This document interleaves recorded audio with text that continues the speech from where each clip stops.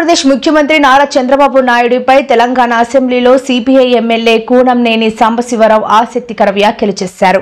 ఉమ్మడి ఏపీలో చంద్రబాబు సీఎంగా ఉన్నప్పుడు ఏ ఇజము లేదని, ఇక టూరిజమే ప్రధానమని అనేవారని కూనంనేని గుర్తు చేసుకున్నారు. ఏ ఇజము లేదంటే అప్పుడు తమకు కోపం వచ్చేదని, కానీ నిజంగా ఖర్చు లేని ఇజం ఏదైనా ఉందంటే అది టూరిజమేనని వ్యాఖ్యానించారు. లాంగ్ బ్యాక్ ప్రతిరోజు అనవసరంగా ఇది చేస్తూ ఉంటే టూరిజాన్ని ప్రమోట్ చేసేటప్పుడు అడ్డపడతా ఉంటే ఒకసారి ఉన్నాను.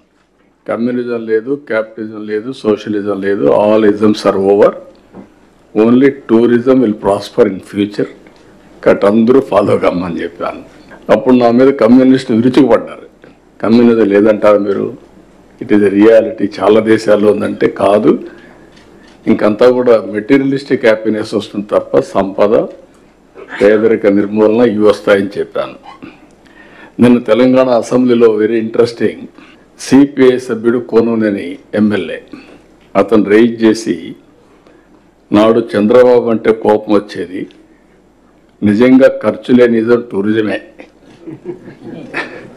అని ఆయన స్టేట్మెంట్ ఇచ్చే పరిస్థితికి వచ్చాడు.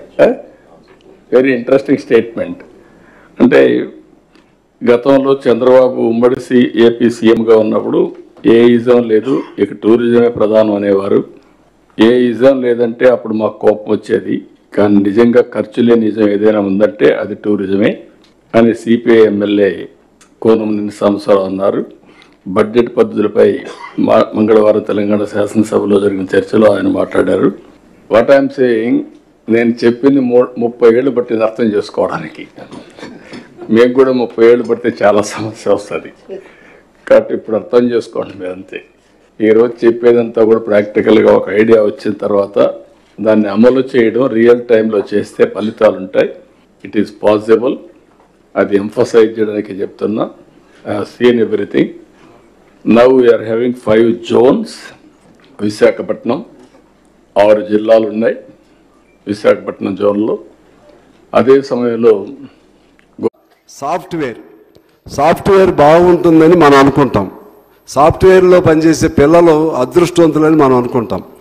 వాళ్ళు చూస్తున్నంత నరకం నాకు తెలుసు కాబట్టి చెప్తున్నాను. 14 గంటలు 16 గంటలు వాళ్ళు పనిచేస్తున్నారు అధ్యక్ష.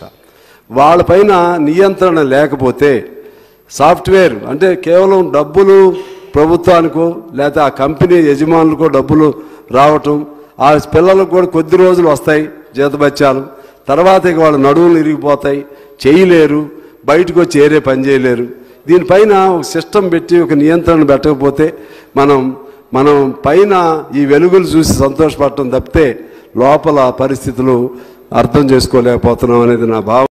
నేను లాంగ్ బ్యాక్ ప్రతిరోజు అనవసరంగా